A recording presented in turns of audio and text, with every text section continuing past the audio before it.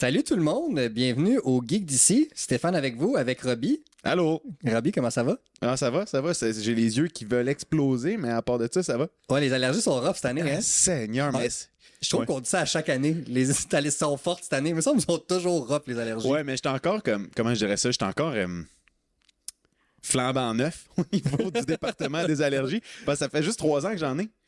J'ai eu la COVID, puis depuis l'année que j'ai eu la COVID, j'ai des allergies. T'es sérieux? Ouais, je sais pas pourquoi, mais c'est ça. Fait que comme ce que ça donne, c'est que j'ai des allergies à peu près à ce temps-ci de l'année. Puis j'ai le goût, tu sais, comme quand t'as le goût d'enlever tes yeux, puis de gratter en arrière, puis de les remettre. C'est ça que j'ai comme pendant 3 semaines par année. Nice. Moi, je te dirais que je suis sur 30 ans and counting. Ouais. Fait que tu vas voir, ça va juste aller en s'empirant.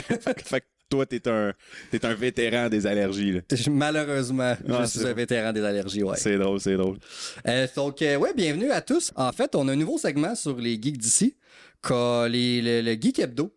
Donc, c'est quoi, Robbie, le Geek Hebdo?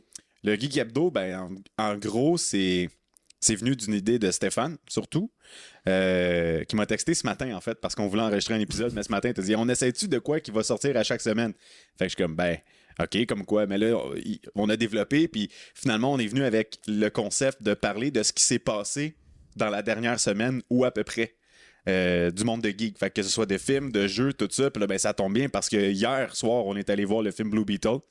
On a de quoi à dire là-dessus. Les 2 premiers épisodes de Ahsoka sont sortis. Yes. Toi, tu les as regardés. 2 fois chaque. 2 fois. Ça dit quelque chose.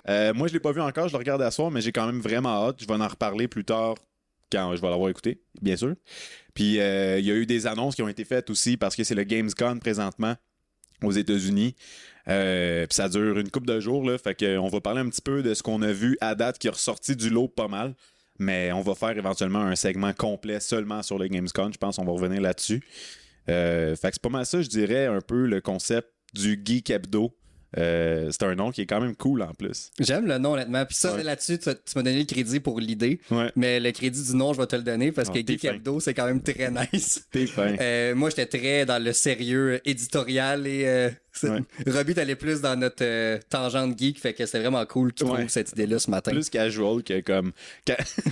Il dit, on pourrait... Comment t'as dit ça? T'as dit, on pourrait appeler ça... C'est quoi? Fait que, en fait, mon idée, c'est que j'avais le terme anglophone qui était newsletter. Ouais. Je suis allé voir la traduction officielle et c'est bulletin d'information. Bulletin d'information. Hey, tu me dis ça, moi je suis comme arc, non. Littéralement, il me dit « Ah! » On Ça n'est aurait pas- été ça, la réaction. On n'est pas LCN.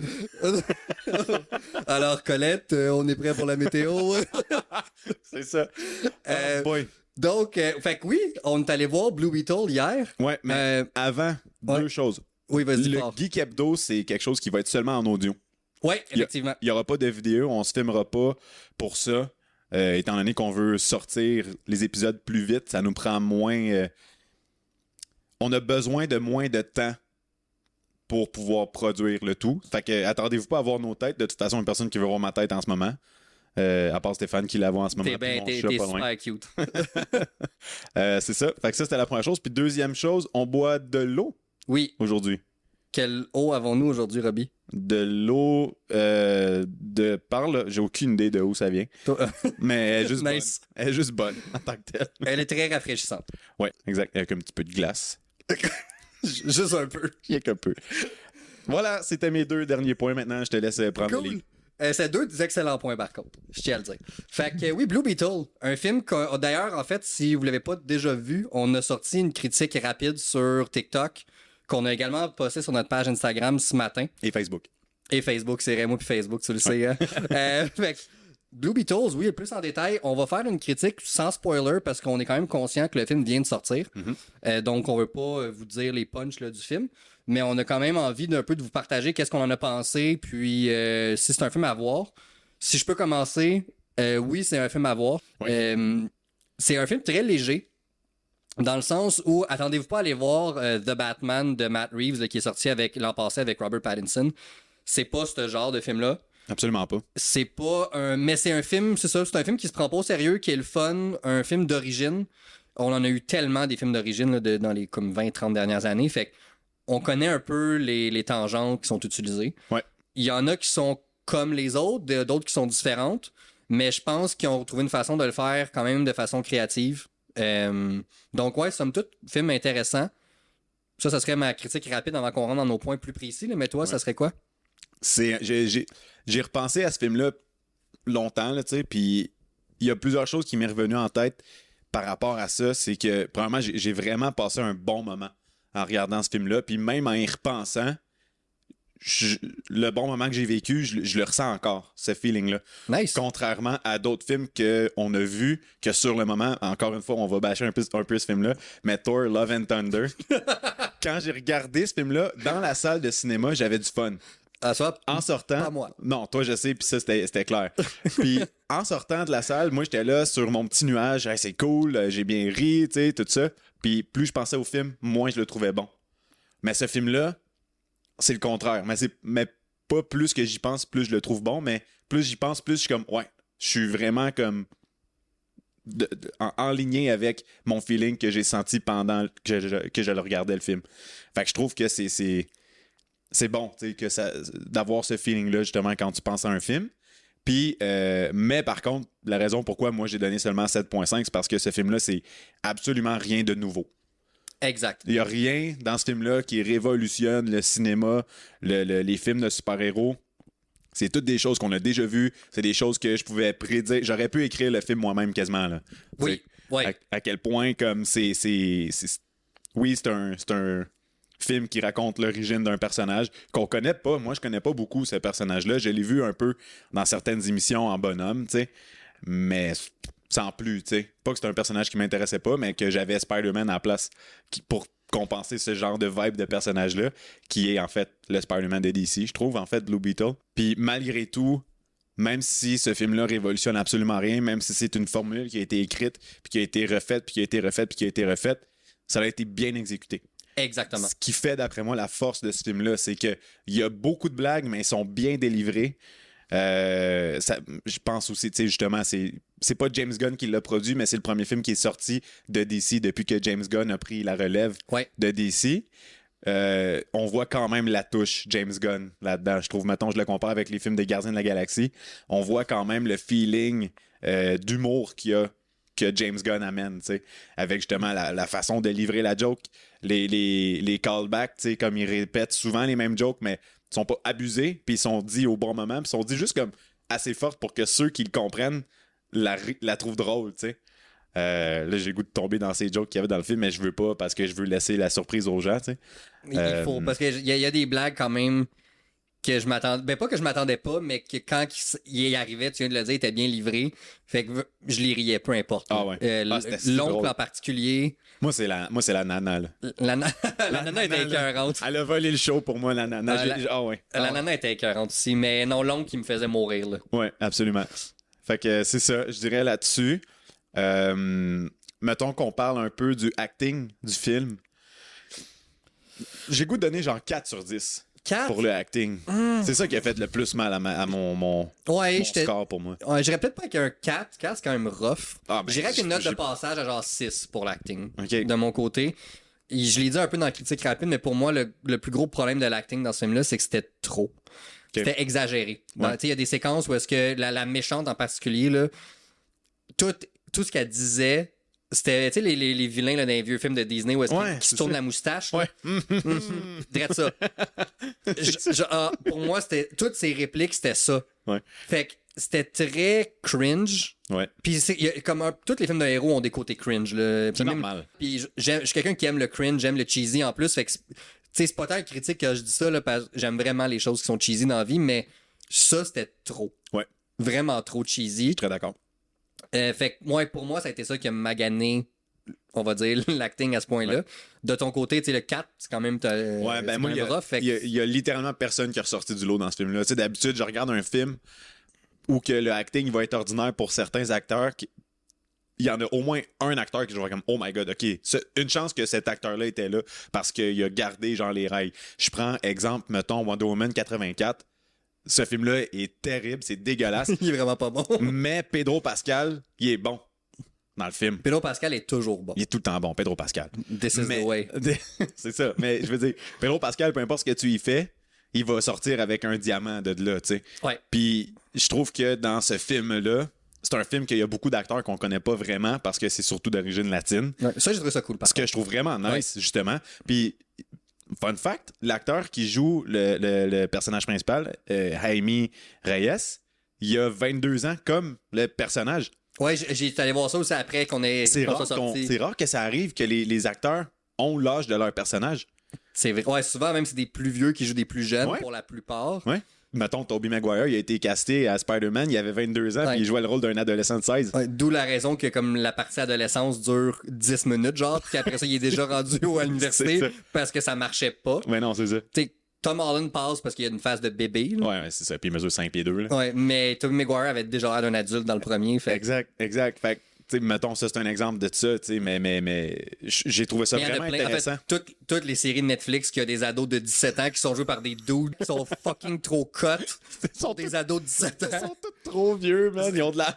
Ils ont de la barbe, ils sont cut. Les filles, genre, ça n'a juste pas de sens à quel point qu'ils sont. Tu sais, tu le vois, là, qu'ils ont pas 17 ans, que c'est des. Tu sais, c'est des belles femmes, là. Genre, c'est comme ça Ils marche. sont pas. vraiment développés, là. Fait que On va y Netflix, croire que- prenez note, Ouais. engagez des gens qui ont le bon âge parce qu'on le remarque, puis c'est Ben, vraiment soit ça. dérangeant. Soit qu'ils engagent du monde qui ont le bon âge ou qui ont l'air vraiment d'avoir l'âge, tu sais. Ouais, comme on l'a dit, un Tom Holland qui peut Ouais. facilement passer pour un ado, là. Exact, tu sais. Tom Holland, je pense qu'il a même pas eu de barbe encore là, dans sa vie. Là, fait que... Si un jour il y a une barbe, je sais pas comment je vais réagir. ouais, je sais pas. Bref. Fait Fait que, ouais, non, mais tu sais, puis lui, par contre, il était quand même bon pour ce qu'il avait à faire dans le film. il a très bien fait ça, là. Pour vrai. Il était pas. Tu sais, est-ce que ça a été un stand-out, comme t'as dit? Non. Non. Mais il était bon. Ouais, c'est ça. Fait que c'est pour ça que je donne un 4 parce que le acting était pas terrible, mais il y avait rien de bon. Il y a personne que j'ai fait comme OK, wow, tu sais, je suis sur le cul parce que Non, non. cet acteur-là, il a vraiment torché, tu sais. Une chose qu'un. Tu sais, dans son parle, mettons, le premier Iron Man que Robert Downey Jr. est allé faire avec Tony Stark, Ouais. sa performance est Gwyneth venue. Paltrow était bonne là-dedans aussi, là. Ouais. Puis comment il s'appelle le méchant dans ce film-là, là? Son Ah, ouais. le partner à son père, là, J'ai qui oublié essaie le nom, de mais prendre la t'es business. super bon. Mais en même temps, c'est réalisé par John Favreau aussi, là. Fait que. Ouais. Ouais. Bref, tout ça pour dire que je suis d'accord avec toi là-dessus. 4, je trouve ça tough quand même comme score. OK, peut-être 5, là. Ça passe toujours pas, par exemple, à l'école, ça. Non. Mais c'est pour ça que j'ai donné 6. C'est un 60, je trouve que ça a de Ouais, l'allure. ouais. Fait que ça, je te dirais que c'est probablement le point le plus négatif qu'on avait les deux à dire. Ouais. Positif, la musique. La musique était La musique était vraiment bonne. très bon choix de chansons. Euh, Quand c'est pas des chansons du score, Ouais. tu sais. Mais il y a entre autres une chanson de Motley Crue à un moment donné qui part.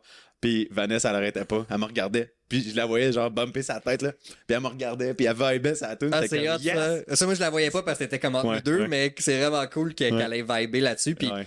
fait que non, les choix de tunes étaient bonnes, comme Robbie vient de le dire. Puis le score comme tel, donc tu sais, vraiment la trame sonore, C'était bon. était vraiment bonne, très rétro, très électro.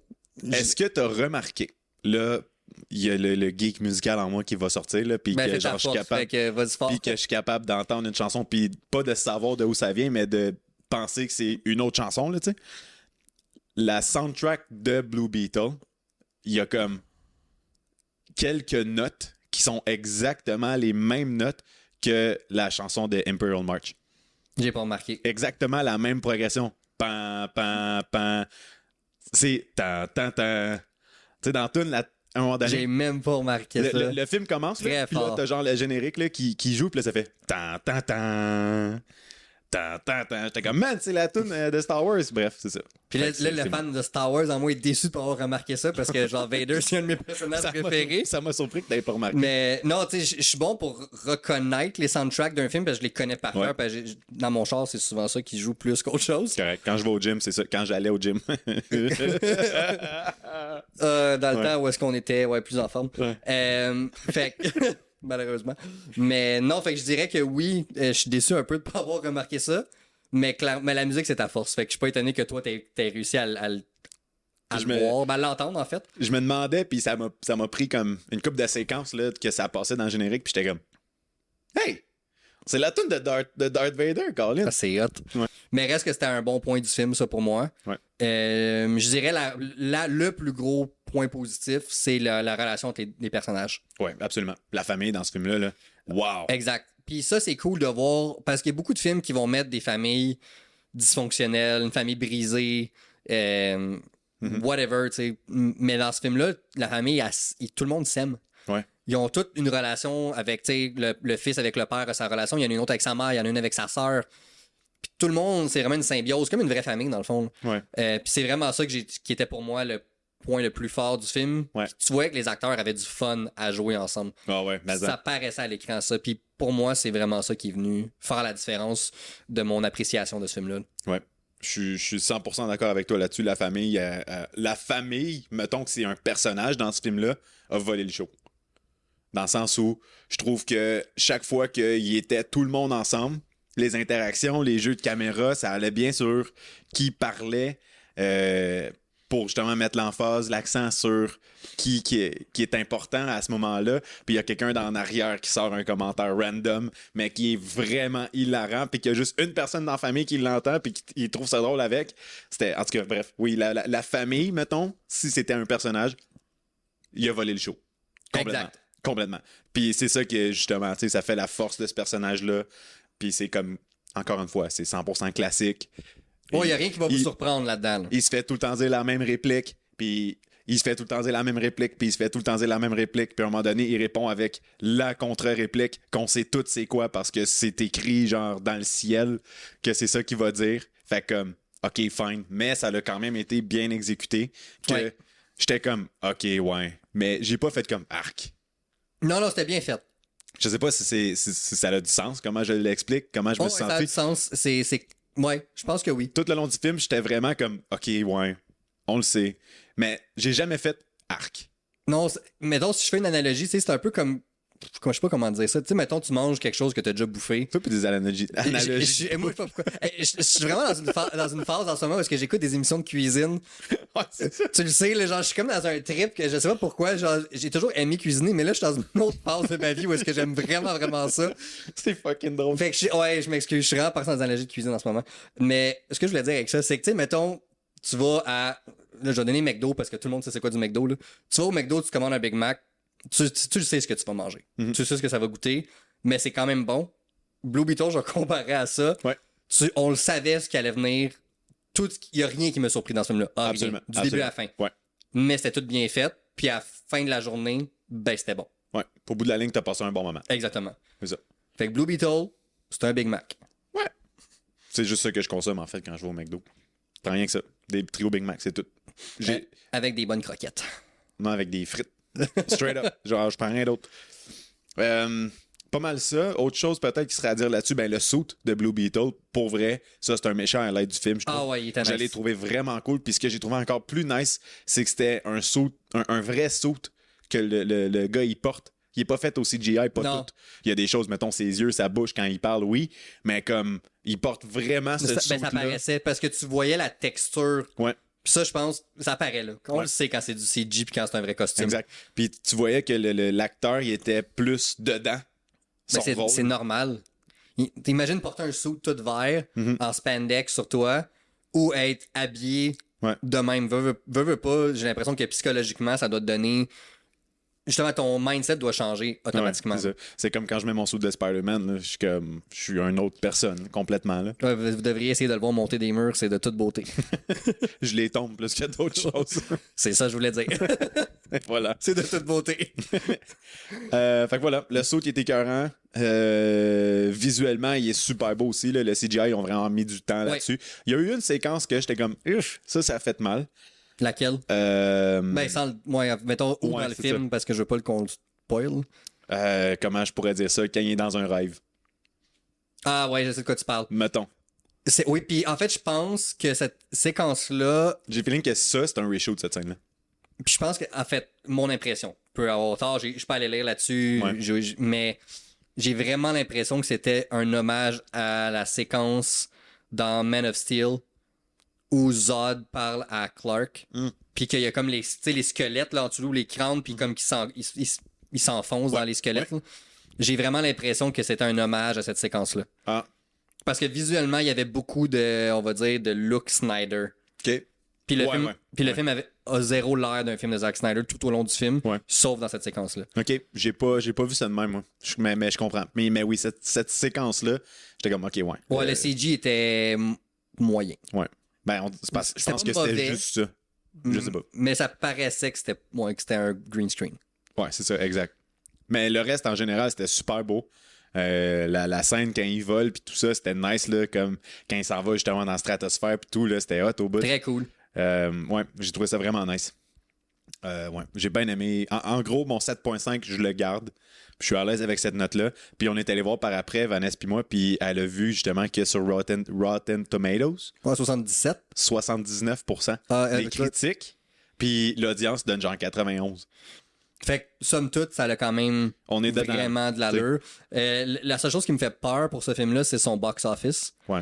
Parce que j'étais allé voir là, ce matin sur Box Office Mojo. Oui, je vais citer mes sources pour ce que je les sors pas de ma tête. Fait que 49 millions jusqu'à maintenant. OK.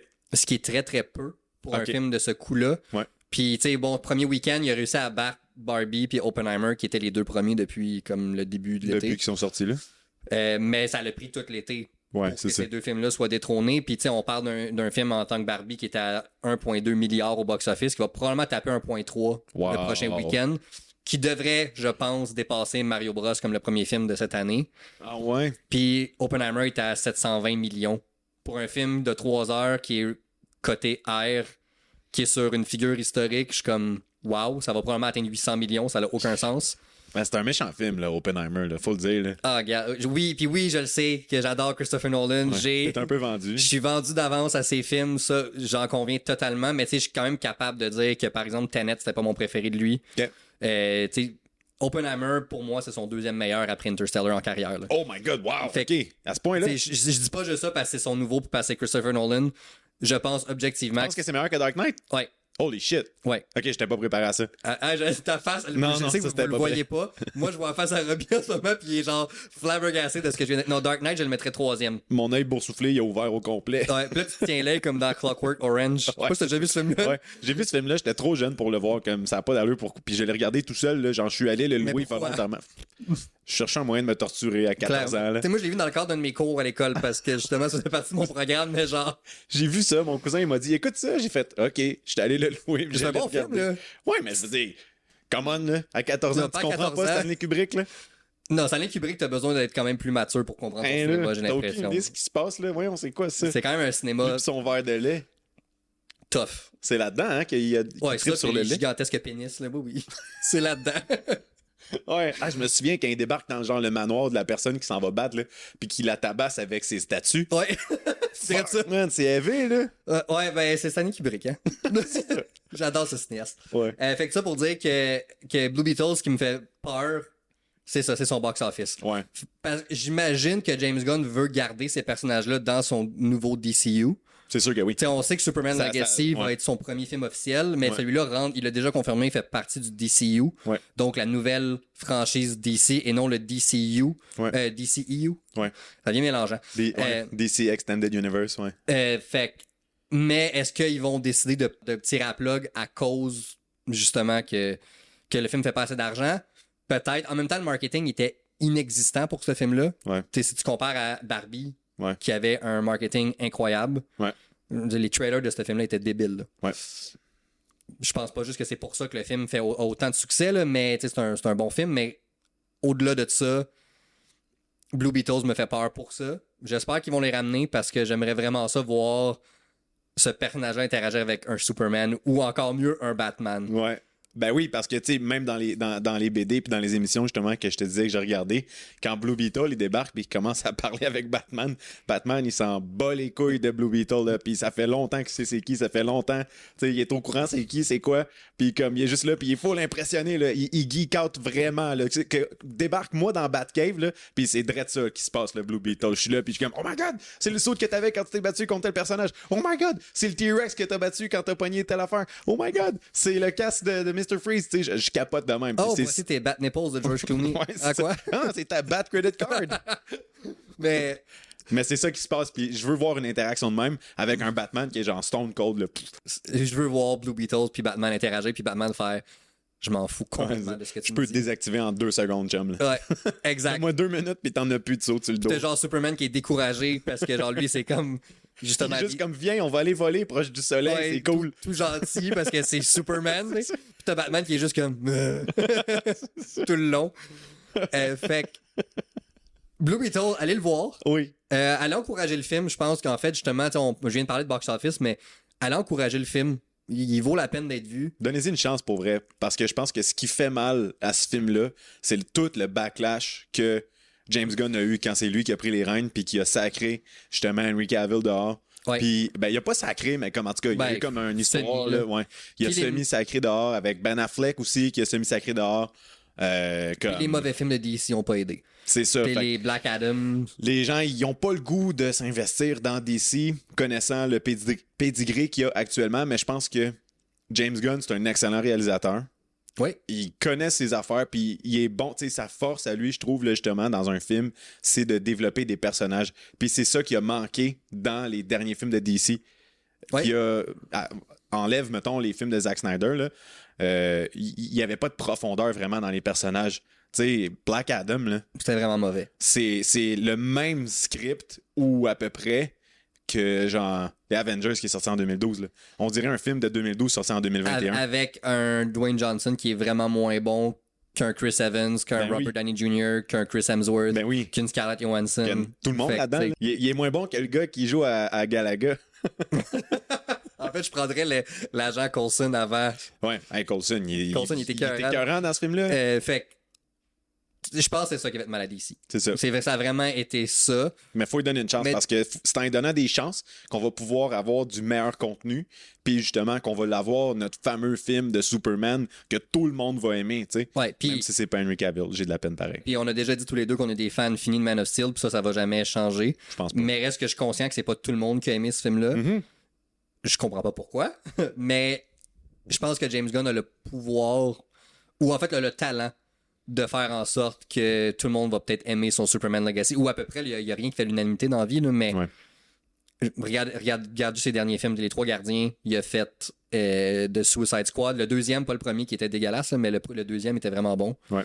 Il a fait Peacemaker avec John Cena à TV pour DC, qui était écœurant aussi. Fait que je pense qu'on DC, sont en bonne main en ce moment. Ouais, c'est encourageant. C'est très encourageant. Parlant d'encourageant, t'as vu Ahsoka hier, toi? Oui. Les 2 épisodes 2 fois. Oui. Parle-moi-en d'Ahsoka. Oh là là. Un petit 5 minutes là, sur Ahsoka, Stéphane, vas-y fort. Tu sais à quel point j'avais hâte de voir Ahsoka. Fait que, juste pour vous mettre en contexte, c'est, et de loin avec Anakin, ma personnage préféré de toute Star Wars. OK. Fait que ça, j'inclus les livres. C'est beaucoup, là. Les BD, les séries, name it. Ahsoka Tano, je l'adore. OK. Fait que la première fois qu'elle est arrivée dans un médium de Star Wars, c'était dans le film The Clone Wars en 2008. C'était un film au début? C'était un film. En fait, c'était un film pilote à la série. Okay. Fait que, essentiellement, là, c'était 4 épisodes collés ensemble pour faire un film là, qu'ils ont mis au cinéma. OK. Puis ça, c'était la première apparition d'Ahsoka. Okay. Quand elle avait 14 ans, puis c'était une Padawan vraiment gossante, puis qu'Anakin voulait pas l'avoir comme Padawan, puis qu'il était vraiment fâché. Puis que c'est pour ça que Yoda, il a dit « Toi, t'as besoin de te calmer parce que t'es beaucoup trop intense. Fait qu'on va te donner une Padawan à entraîner. Ça va te calmer. » C'est pour ça que dans Revenge of the Sith, il va tuer tous les petits younglings. Il y en aura plus de fucking Padawan. Ouch! Il s'est dit... Il me gosse! Il y en aura plus, man! Non, puis le pire, c'est qu'il adore Ahsoka, là, ça devient genre sa best friend avec Obi-Wan, mais... Ouais. Parce qu'ils sont pas tant loin en âge, là. Ahsoka, elle a 14 au début de Clone Wars, puis Anakin, il a genre 20, là. Ouais. Fait qu'ils sont pas tellement loin. Leur différence d'âge, c'est peut-être justement Annie puis Padmé. Ouais, exact, mais à l'inverse. Ouais, parce que Padmé est plus vieille qu'Anakin, fait techniquement, c'est comme un grand frère puis sa petite sœur, là. Ouais. Puis justement, dans le premier film, elle l'appelle Sky Guy pour le gosser tout le long, puis lui, il l'appelle Snips. Parce qu'il a trop... Ouais, fait ils ont vraiment une belle relation, puis on grandit... Moi, j'ai comme grandi avec Ahsoka dans les 7 saisons de Clone Wars, les 4 saisons de Rebels. Elle a eu une apparition dans Mandalorian, la saison 2, avec Grogu, puis une autre apparition dans Book of Boba Fett avec Luke. Ouais. Fait que, tu sais, on l'a vu vraiment dans différentes stages de sa stage. Ben, stage, je sais pas trop ce que j'ai essayé de dire là-dessus. Ouais, c'est ça. Stage, dis-je bien, de sa vie. Ouais. Puis, fait qu'on l'a vu vraiment jeune, là, on la voit dans sa quarantaine. Fait qu'on a comme 30 ans d'histoire avec ce personnage-là. Il manque des bouts, c'est sûr. Ouais. Mais j'adore ce personnage-là. Puis, honnêtement, je sais qu'il y en a qui n'ont pas écouté Clone Wars ou Rebels parce que c'est du cartoon. Mais les 4 derniers épisodes de la saison 7 de Clone Wars sont uniquement basés sur Ahsoka. OK. Puis c'est essentiellement ce qui se passe en même temps que Star Wars épisode 3 Revenge of the Sith. OK. Fait que tu comprends où Ahsoka était pendant les événements de ce film-là. Puis il y a comme des callbacks à l'épisode 3 pour que tu te situes dans le temps. Ouais. c'est probablement dans le meilleur Star Wars jamais créé ever. Ah ouais. Ces épisodes-là sont incroyables. Ils sont à écouter one shot. Là. C'est comme un film de 2 heures. Tu parles. Paf, paf, paf, paf. Comme 4. toi, je sais que tu es en train de les écouter avec Vanessa en ce moment. Ouais. Quand tu te ramasses à ces épisodes-là, les 4 derniers de la saison 7, assurez-vous d'avoir 2 heures devant vous. Mais il y a beaucoup d'épisodes par saison. Ouais, dans le fond, c'est 22 jusqu'à la saison 4, Ouais. 20 la saison 5, 13 la saison 6, puis 12, pardon, la saison 7. Ça fait genre 5 épisodes que je me dis que ça doit être le dernier. Puis il m'en reste encore 4. Ah, ben tu sais, t'as quand même une centaine d'épisodes à écouter, là. Mais ça vaut la peine parce que je trouve que ça développe vraiment le personnage Anakin. C'est quoi Clone Wars? Fait que c'est quoi la guerre des clones qui se situe entre les deux films? Puis au-delà de ça, ben, tu comprends encore plus pourquoi Anakin il trosse pas le conseil des Jedi avec cette série-là, encore plus que dans les films, je trouve. Okay. Fait que, mais bref, ça pour dire que Ahsoka, je l'adore, comme vous pouvez le voir. Fait que quand ils ont annoncé qu'elle allait faire une série sur elle, j'étais vraiment content. Ouais. Vraiment, vraiment content. Surtout que c'est Dave Filoni qui écrit la série, qui a co-créé Ahsoka avec George Lucas. Fait que c'est quand même en bonne main. Là. C'est le gars qui a mis le personnage sur pied puis qui est littéralement l'apprenti, pour utiliser un terme de Star Wars, du créateur de Star Wars. Ouais, c'est ça. C'est le gars qui connaît le mieux le lore de Star Wars. Fait que j'ai écouté les 2 premiers épisodes. C'était excellent. OK. C'était vraiment, vraiment, vraiment bon. OK. Je pourrais appeler ça Rebels saison 5. Wow. Fait que c'est sûr que quelqu'un comme, mettons toi, qui a pas vu Rebels, va peut-être pas tout saisir les références. Il parle de manière de la guerre de Lothal, qui est la finale de la saison 4. Ou la série littéralement de Rebels. OK. Fait que ça se peut qu'il y ait des événements ou des personnages que tu comprennes pas tous les liens, mais je pense qu'ils font une assez bonne job pour que tu puisses quand même te situer dans le temps puis comprendre à peu près qui est qui. Puis ils font exprès de faire des références. Et Ahsoka a dit qu'elle était l'apprenti d'Anakin. Fait que je pense que pour les gens qui ont pas vu Clone Wars, ils vont faire comme OK, c'est bon, elle est liée à Anakin Skywalker. OK. Donc elle connaît Obi-Wan. On sait qu'elle connaît Luke à cause de Book of Boba Fett. Fait qu'ils se situent quand même bien dans le temps.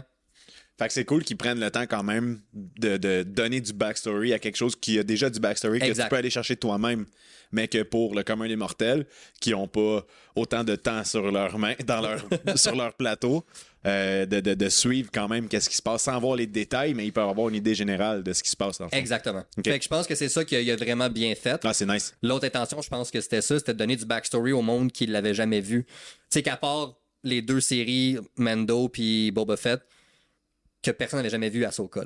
Il y a des gens pour qui, littéralement, ils ont vu Ahsoka dans 2 épisodes dans toute leur vie, puis c'est ces 2-là. Ouais. Moi, je l'ai vu dans peut-être une 200 quelques épisodes d'Ahsoka. Ouais, c'est ça. Elle a la différence. Ouais. Fait que, non, j'ai vraiment, vraiment hâte de voir la suite. Le scénario était vraiment bien. Justement, il y a comme assez de suspense pour qu'il y ait des choses qui se sont passées entre la fin de Rebels puis la série Ahsoka. OK. Qu'ils font des références à des événements qu'on connaît pas encore. Fait que j'ai vraiment hâte de voir comment ils vont se développer. OK. La chose que j'ai le plus hâte de voir, puis ça, c'est vraiment une impression, là, j'ai aucune idée si c'est ça qui va arriver, mais je pense qu'avec la série, ils veulent vraiment développer le trauma d'Ahsoka par rapport à la chute d'Anakin. Okay. Parce qu'elle, elle a tout vu, la chute d'Anakin. Elle, en fait, elle le savait pas quand il a chuté. Ouais. Elle l'apprend dans Rebels. OK. Puis c'est une scène vraiment déchirante, là, quand en fait, elle se bat contre Darth Vader. Oh my God. Puis un peu comme Obi-Wan dans la série Obi-Wan, elle coupe la moitié de son masque. OK. Puis sa voix se met à moduler. Puis à la première fois qu'il dit Ahsoka, ça sort en Anakin. Fait qu'elle reconnaît. Fait qu'elle est comme oh shit, c'est Anakin. Oh. Puis là, elle avait un doute que c'était lui, mais là, c'est comme oh my god, c'est Anakin. Puis elle dit genre, je vais pas t'abandonner, tu sais. Pas cette fois-ci. Puis tout ce qu'il dit, c'est je vais te tuer. Fait que là, elle comprend qu'Anakin, il existe pas. Là. Mais là, nous, shit, tu me dis ça, man, j'ai des frissons. Ah ouais, non, écoute, à chaque fois que je la réécoute, c'est comme oh! Puis d'entendre un peu comme dans Série Obi-Wan, d'entendre la voix d'Anakin qui module entre les deux, c'est déchirant parce que tu vois que cet homme-là, il est juste brisé du début à la fin. Pauvre enfant. Fait que nous, on sait par contre avec l'épisode 6, le retour du Jedi, qu'Anakin revient. Il tue Vader en lui, essentiellement, il tue l'empereur, parce que oui, il l'a tué.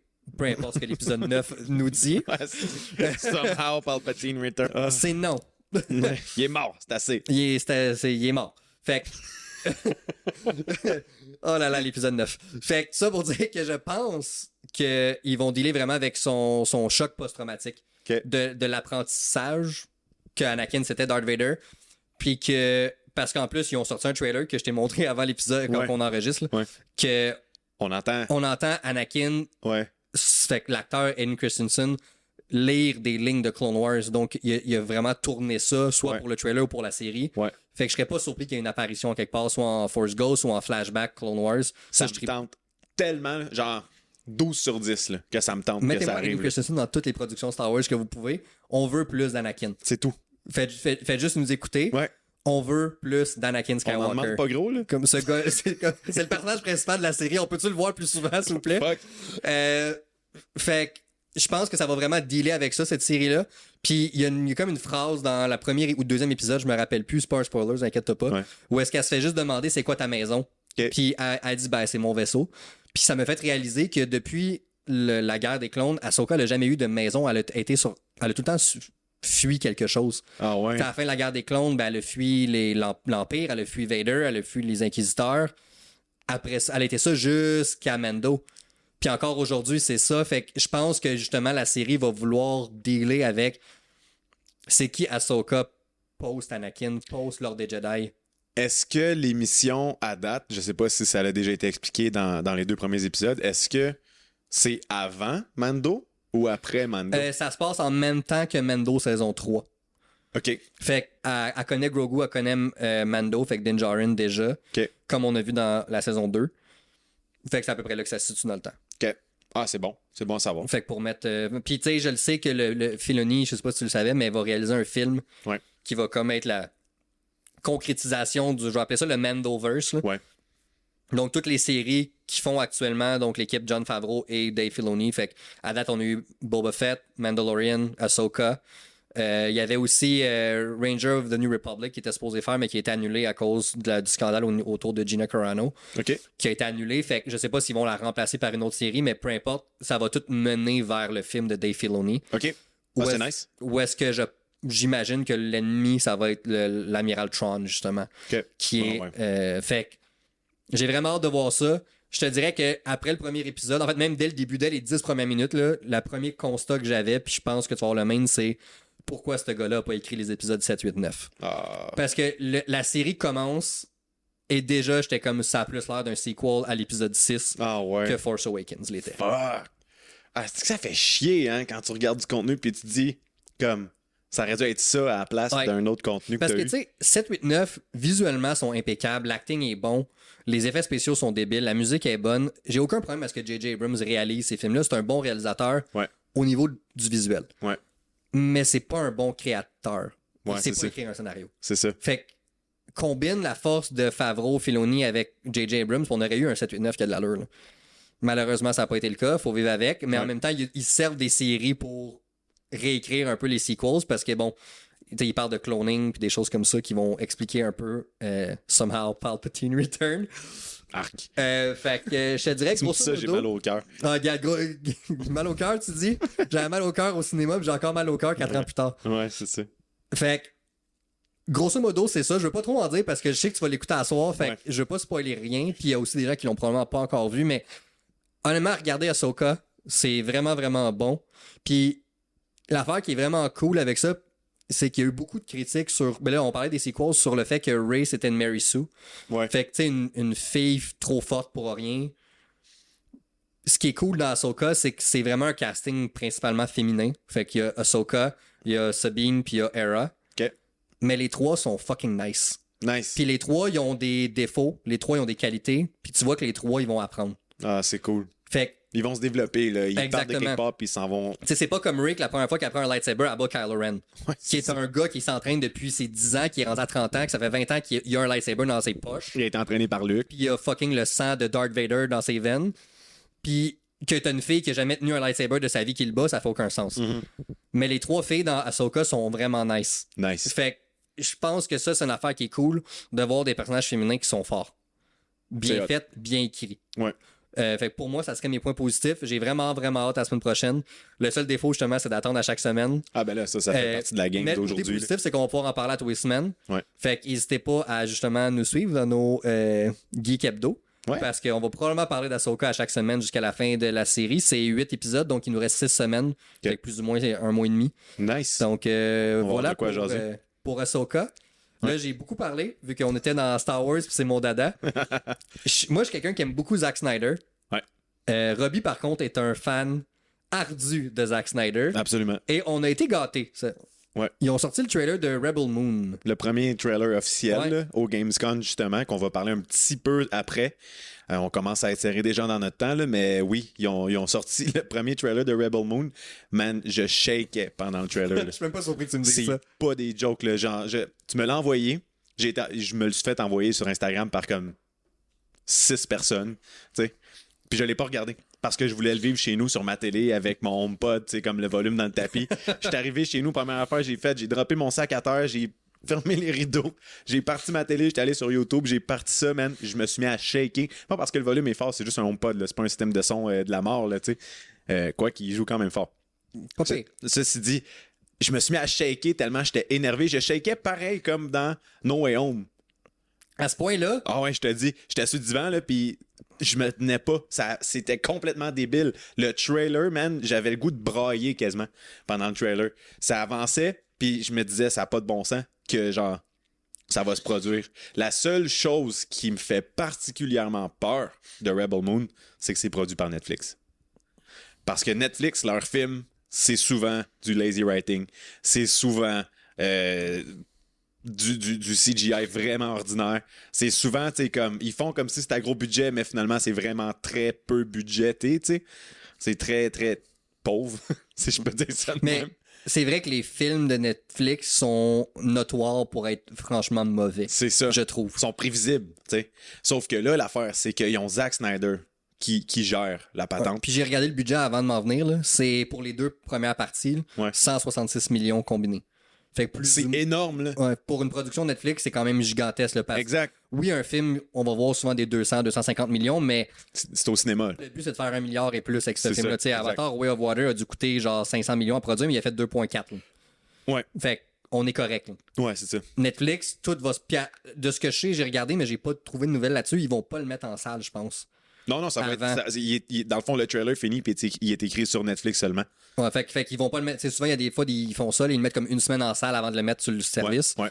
Mais pas celle-là. Fait que c'est juste nos clics là, Ouais. qui vont générer des revenus pour Ouais, ce film-là. exact. Puis je trouve ça particulièrement excitant parce que Zack Snyder, même avec un très petit budget, est capable de faire des chefs-d'œuvre, selon moi. Dans le sens où, mettons, Zack Snyder Justice League, qui a été refaite, finalement, qui a été ressorti de la façon officielle. Thank God. Oui, la version de 4 heures, qui est un film parfait. Il est incroyable, ce film-là. Point final. Ce film-là est parfait. 10 sur 10. Les quatre chapitres de ce film-là, 10 sur 10. Ah, j'ai trippé. Oh Point mon Dieu, final. j'ai trippé. Tout ça pour dire que la dernière scène, justement, dans Justice League de Zack Snyder, où ce qu'on voit le Martian Manhunter, ça a été filmé dans son stationnement avec un iPhone.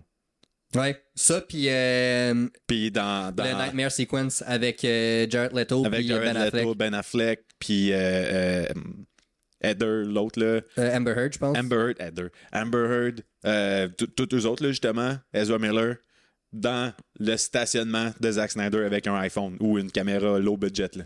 Tu sais, fait comme, c'est probablement parmi les meilleures scènes du film. Le Nightmare Sequence était débile. Tu sais, c'est malade, là, le Nightmare Sequence, mais c'est fait dans son parking.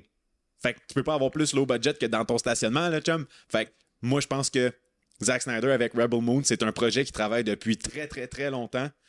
Ça va être juste complètement malade. Complètement malade. Je peux même pas vous expliquer le scénario exactement parce que j'ai vécu trop de choses en même temps en le regardant que faut que je le regarde encore puis après ça j'ai écouté justement Zack Snyder qui était en entrevue avec IGN puis ils vont faire un jeu vidéo en plus de Rebel Moon. Oh wow. Ouais, ça va être malade mental. Pour vrai, là, ça va être fou.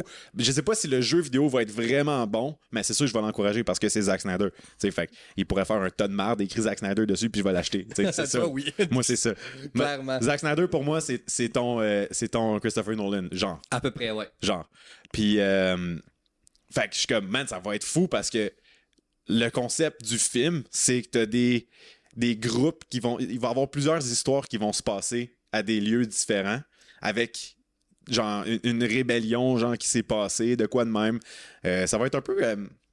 Il y a quelqu'un qui a dit, je pense que c'est l'actrice principale du film, j'ai oublié son nom, qui dit Rebel Moon, c'est Star Wars avec de la violence puis du sexe. Ouais, j'ai vu cette citation-là aussi. Hey! Tu peux-tu avoir plus nice? Tu sais? Ben, Tu m'as avec ça. Tu sais, c'est ça, exact. Ça va faire un méchant hype en ligne, là, ce genre de citation-là. Puis en ayant vu le trailer, je pense que c'est pas loin de la vérité. Là. Si c'est pas ça, là, c'est pas loin parce que Ce que j'ai aimé, tellement beau. Là. ben c'est ça. Ce que j'ai aimé du trailer, c'est dès le premier plan, Ouais. je savais que c'était du Zack Snyder, là, mais Ouais. enlève le fait que je le sais. Ouais.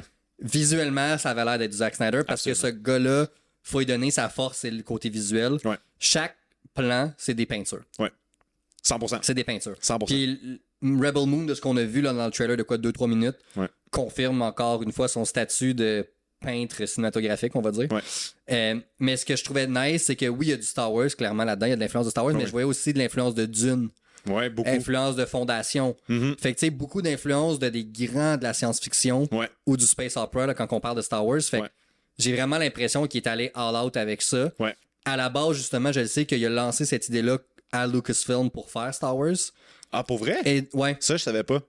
Et je me rappelle plus exactement de la raison pourquoi ça n'a pas fonctionné, mais de mémoire, puis honnêtement, citez-moi pas là-dessus parce que je suis vraiment pas sûr, mais je suis pas mal sûr que c'était parce que justement Lucasfilm trouvait que c'était trop violent OK. pour s'apparenter à du Star Wars. T'sais, oui, des fois il y a ces gore un peu, là, genre Ouais. on parle à Anakin qui brûle, c'est quand même pas nice. Ça. Mais sauf que là, tu me décris Star Wars avec du sexe puis de la violence. Clairement, c'est pas Let's go. Lucasfilm puis Disney qui vont produire Let's go, ça. take my money, là. Mais prenez shut ça up tout and de take my money, là. Ah, C'est pour ouais. ceux qui ont vu le meme, fait que suite. Ouais. C'est ça. shut up and take my money. En fait, ils l'ont déjà, Netflix, là, notre Ouais. argent, à tout Ouais. le maudit mois, mais. Ouais. Netflix, hein. Mais moi, ça va me faire rester sur Netflix. Ben, en fait, c'est tu sais, la guerre des streaming services, là, ils ont pas le choix de faire ça. Puis Ouais. bon, ça sera un autre débat. Puis honnêtement, je pense qu'il faudrait quasiment qu'on fasse un épisode là-dessus maintenant, juste sur la guerre des streaming services, parce que à la base, ça a été inventé pour enlever le broadcast television, là, comme Ouais. qu'appelle, avec les. Puis on revient au même modèle où est-ce que là, il y a des tiers avec des annonces. Ouais. Ça coûte des $15 par mois. En tout cas, on en reparlera, là. On va y revenir. Mais Netflix, c'est pas mes préférés. Ouais. Parce que je trouve vraiment que leur façon de faire de la business, c'est de la grosse marde. Ouais. Puis je trouve vraiment que dans la sphère du streaming, c'est les pires. Ouais. Mais je peux pas cacher mon enthousiasme pour Rebel Moon. Ouais. Parce que j'aime vraiment Zack Snyder. Puis au-delà du fait que j'aime ce qu'il fait, je respecte le gars. Ouais. Tu sais, pour ceux qui connaissent un peu son histoire, là, sa fille s'est enlevé la vie justement pendant le tournage de Justice League. Ouais. Il a quitté la production. Warner, honnêtement, l'a Ils traîné l'ont- dans le bout. Ouais. Absolument. Toutes les fans se sont ralliés derrière lui. Mhm. C'est grâce à ça qu'il a réussi à avoir les 70 millions supplémentaires pour finaliser sa version du film. Il participe à des événements de charité pour la prévention du suicide depuis ce Ouais. temps-là. Ouais. Il est super impliqué dans sa communauté. Fait que Il est incroyable. au-delà du fait que je pense que c'est un bon cinéaste, c'est vraiment un dude qui a l'air très nice. Ouais. Fait que ça me donne envie de l'encourager. Exact. Ça donne le goût d'encourager. Puis, tu sais, justement, j'ai acheté un chandail de l'événement quand il a fait finalement le stream live de Justice League, le 4 heures au cinéma. On l'a regardé en même temps, moi, puis une couple de mes chums. Puis on s'est commandé des t-shirts de l'événement. Ah, c'est trop nice. Comme on les a. Il est trop petit, le chandail. Il me fait pas bien. Mais je veux dire, je l'ai. C'est cool, tu sais. Mais bref, c'est ça. Fait que Rebel Moon, j'ai énormément d'espoir là-dedans. Puis j'ai des flashs du trailer depuis hier, tu sais, puis je suis comme, man, ça va être complètement débile. Je pense que ça va être bon. Complètement débile. Encore une fois, je shakeais, là, puis je l'exagère pas, là. J'aurais aimé ça voir ça. Ah non, t'aurais pensé que j'étais quasiment sur le bord d'une crise d'épilepsie direct. là. Peut-être. Man, ouais. Encore une fois, dans la thématique de Zack Snyder, il a dit justement pendant une entrevue avec IGN, je pense, au Gamescom, Probablement IGN. probablement IGN, qui serait vraiment intéressé à faire un film de Gears of War. Je vois énormément de potentiel de sacré Zack Snyder aux commandes, genre, d'un film de Gears of War, parce que ce gars-là, les scènes d'action, les slow motion, les close shots de caméra, tu l'as dit, c'est un maître du maniement de la caméra, ce Ouais. gars-là. Puis visuellement aussi, tu sais, comme chaque fois qu'il produit un film, il y a un petit tableau justement où souvent les réalisateurs vont dessiner des croquis à peu Ouais. près du shot qu'ils veulent, mais lui il dessine comme clairement ce qu'il veut là, puis il faut que ça soit comme au millimètre près de ce qu'il a dessiné là, puis c'est fucking beau là, souvent là. Fait que je serais pas surpris que Netflix ou je sais pas qui fasse comme OK go. vas-y, fais ton film, fais-les ton film de Gears of War parce que c'est un jeu qui est tellement cinématique en soi. L'histoire de Gears of War, c'est vraiment une histoire qui est complète. Il y a 4 ou 5 jeux de Gears of War. À peu près, j'avoue que je le sais pas. Je pense qu'il y a 5 jeux de Gears of War, puis l'histoire est quand même assez intense.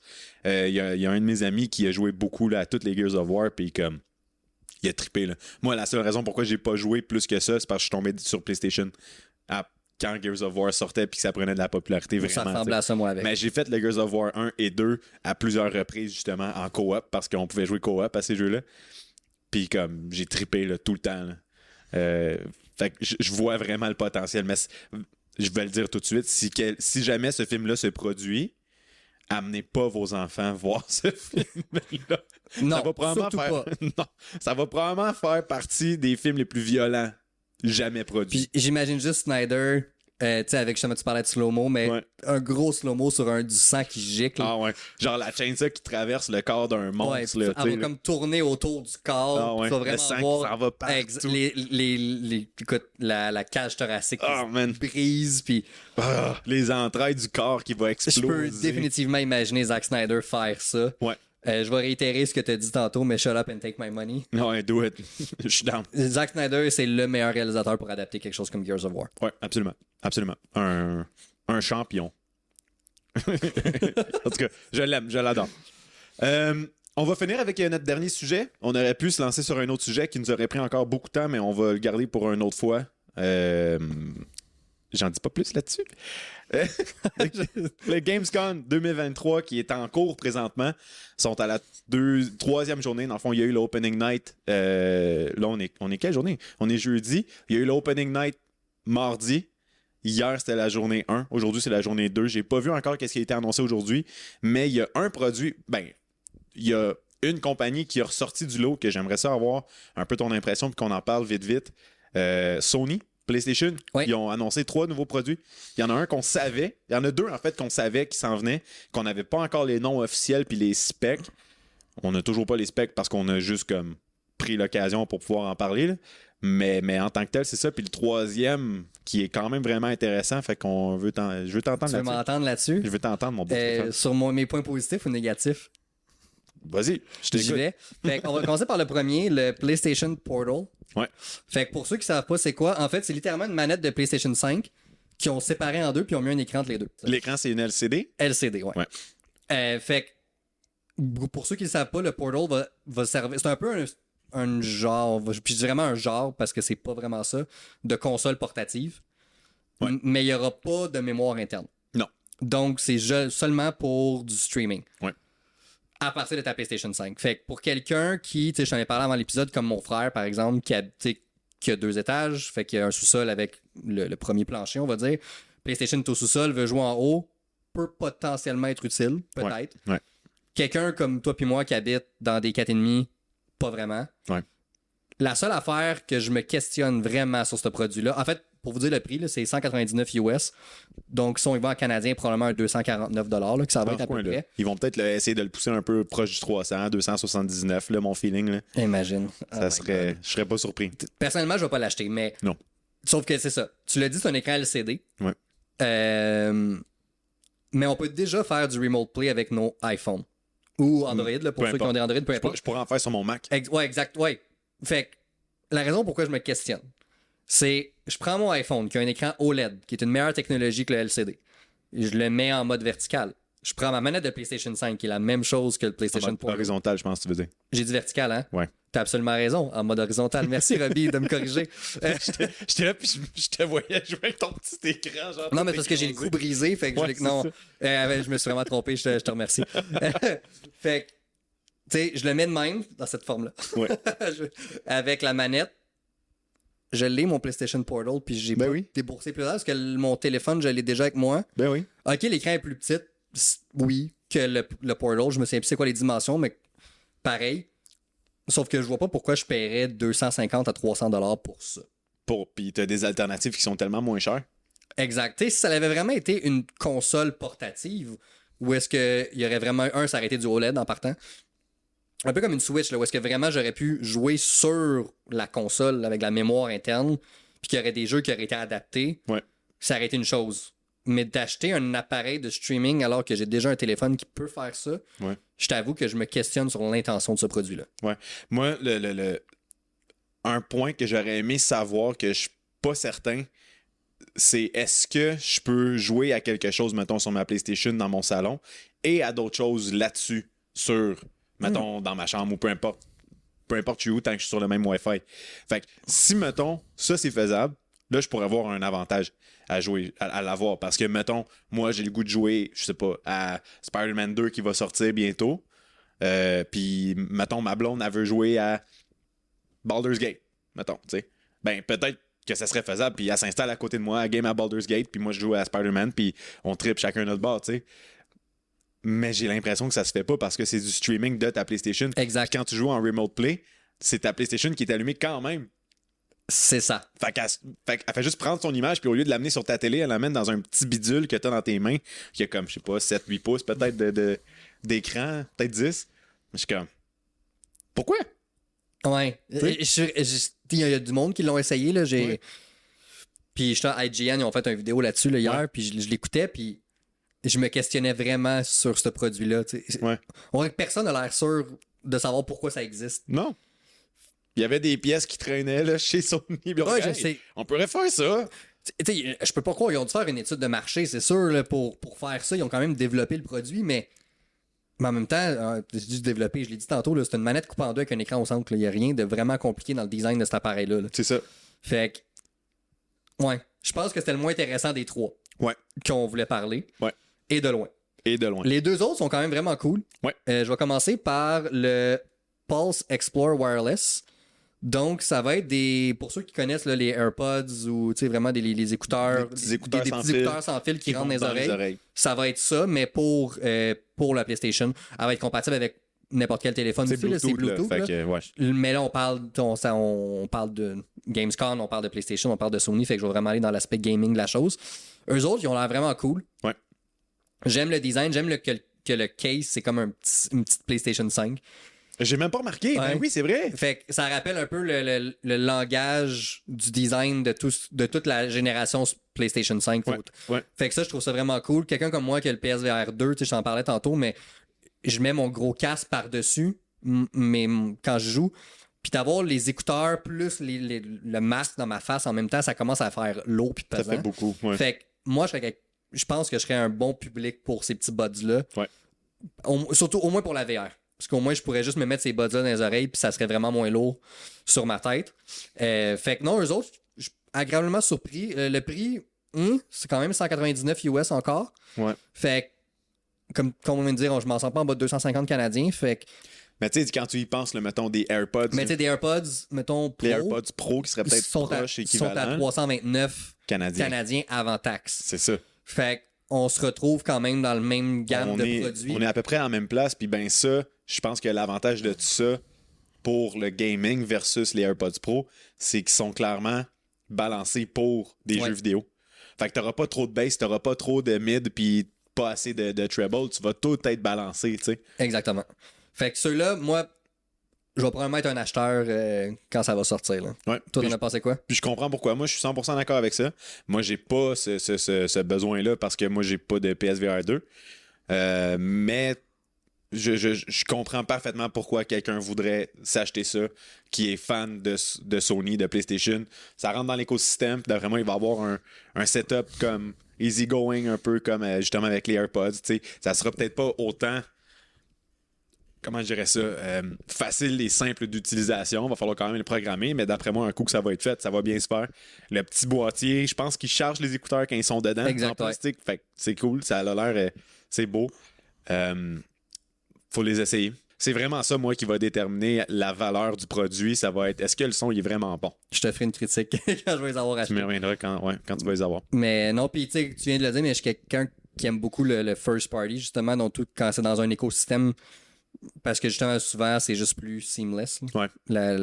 Plus fluide. Fait que, exact. Fait que non, ça, je pense que c'était une bonne annonce. Et l'autre qui m'a le plus surpris. Mm-hmm. Puis en même temps, je suis fâché parce que j'ai déjà le casque de Sony. C'est la première génération. Ça me gosse un peu, mais ils ont annoncé le casque Pulse Elite. Ouais. Donc, une amélioration du casque Pulse 3D. Lui, il est hot en maudit, là. Puis lui, il est vraiment nice. Ouais. Puis moins cher que les autres. On parle de 149 US. Ouais. Donc, probablement autour de 200$ canadiens, qui est quand même pas si pire pour un casque d'écoute. Ouais. Moi, je suis quelqu'un qui a le Pulse 3D, justement, donc le casque de Sony. Clairement, j'avais le choix entre ces deux-là. J'aurais pris le Elite. Ouais. C'est sûr et certain. Le micro va enfin pouvoir sortir du casque pour vraiment se rapprocher de ta bouche. Il était temps. Fait que, tu sais, pas que le son est mauvais là, sur le Pulse 3D, mais c'est sûr que tu as un meilleur son quand tu as un micro. Automatique, ton micro est plus proche de ta bouche, c'est sûr. C'est systématique, là, on s'entend. De ce que j'ai cru comprendre, l'amélioration de pas mal tout. L'amélioration de bass, des hautes, des whatever. Là.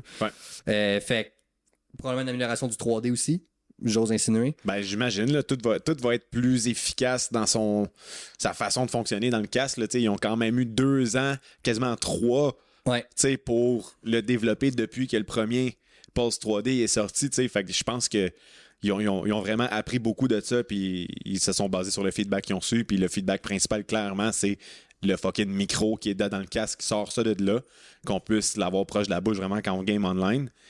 Puis après ça, d'après moi, peut-être la durée de vie de la batterie va durer plus longtemps. Je sais pas, ça ressemble à quoi la durée de vie du 3D? Elle est quand même vraiment bonne. Ouais. Je dirais, là, ouais, honnêtement, je peux facilement faire. Par cœur, j'avoue que je le sais pas parce que c'est souvent en différentes. Ouais. C'est rare que je joue 10 heures en ligne. En fait, ça arrive jamais. Là. Ouais. Fait que, mais d'après moi, c'est facile entre 10 et 12 heures. Ah, bon, ça a de l'allure, là. C'est très rare que je le charge. En même temps, je joue pas toujours online non plus. Puis quand je joue tout seul, c'est vraiment rare que je mets un casque. J'habite tout seul chez nous, fait que je mets juste les speakers de la TV puis c'est tout. Là. Ouais. Mais non, ça, je suis vraiment... C'est comme ils en ont jamais parlé de ce produit-là. Ils l'ont juste sorti, bam. Puis des 3, c'est lui que j'ai trouvé le plus cool. Ouais. Fait que j'ai vraiment hâte de voir la suite de ça, mais je pense pas l'acheter parce que j'ai l'autre, la première gen, mais bon, éventuellement, s'il brise ou quoi que ce soit, ben je sais que j'aurai un bon remplacement. Ouais, c'est ça. Nice. Ben ouais, je suis bien d'accord avec toi là-dessus. Moi, j'ai hâte de voir aussi. Je pense pas que je l'achèterais parce que j'ai déjà mon casque puis je l'adore. Il est avec un fil, par exemple. Fait que ça, c'est un peu embêtant, mais ça fait que, justement, vu qu'il y a un fil, je peux jouer autant que je veux sans avoir besoin de le charger, tu sais. Fait que j'aime beaucoup mon casque que j'ai justement pour ça, puis le son, il est bon. Bref. J'aime beaucoup le casque de Sony qui vient de sortir. Là. Ben, il n'est pas encore sorti. On ne sait pas c'est quoi la date. Ils ont dit plus tard cette année. Bon. Mais il n'y a pas de date. C'est sûr que ça sort. Moi, ils vont sortir ça pour les fêtes. Direct, ça, je m'en allais dire. Black Friday, genre dans ce coin-là, dans le coin du Black Friday, là, avec des beaux rabais et tout ça. Pour des beaux cadeaux de Noël. Ouais. Maman, papa, si vous entendez. Allô? Allô? Coucou! Fait que, c'est ce qui conclut notre première édition déjà du Geek Hebdo. On espère que vous avez trouvé ça intéressant, que vous aimez beaucoup la formule aussi. On est allé très straightforward, même si ça fait 1 heure qu'on jase. On est allé très straightforward, je crois quand même, sur le matériel qu'on a travaillé. On veut sortir un épisode comme ça. L'objectif, ça serait à peu près à chaque semaine concernant les nouvelles du monde geek. Jeux vidéo, encore une fois, films, BD, livres, de quoi qui est dans le monde geek. Ça nous intéresse, on veut en parler. Suivez-nous, justement. Abonnez-vous à nos pages Facebook, Instagram, TikTok, name it. On est partout à cette heure. Puis on est tannant. Fait qu'abonnez-vous, puis pour être sûr de rien manquer, justement. Spotify, Apple Podcasts, YouTube. Suivez-nous. Ça va être cool. Restez geek. Restez cool. Restez vous. Je disais que j'aimais le cheesy tantôt. C'était parfait. En bleu.